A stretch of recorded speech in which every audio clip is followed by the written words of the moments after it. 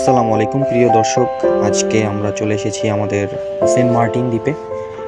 এটা আমাদের শুধুমাত্র ঘুরতে যাওয়া এবং সেখান থেকে এই প্রকৃতির নৈসর্গিক সৌন্দর্য দেখে তার যে প্রেমে পড়ার এক মাতাল মুহূর্ত, আমরা শুধুমাত্র সেটাকেই ধারণ করেছি। তার একটি কিছু মুহূর্ত আমরা আপনাদের মাঝে আসলে শেয়ার করতে যাচ্ছি।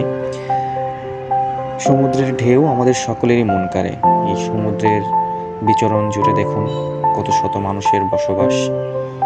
এখানে যে সুন্দর যে বাংলোগুলো আপনারা দেখতে পাচ্ছেন, যখন শীতকাল বা সিজন আসবে তখন কিন্তু এগুলার ডিমান্ড যেটা বা চাহিদা যাই বলুন প্রচুর পরিমাণে বৃদ্ধি পাবে। সমুদ্রের পাড়ের এই ঢেউগুলা আমাদের সবসময় আমাদেরকেই মন কাড়ে। প্রেমের মদন কুমার বলেন কিংবা আপনার জীবনের বিশালতা, যত স্বপ্ন ছুঁয়ে গিয়েছে সব কিছুই আপনি এখানে এসে উজাড় করে দিতে পারবেন নিজেকে। প্রিয়তমার মুখের হাসি, তাদের যে ফোটানো সব কিছুই আপনি পাবেন আসলে।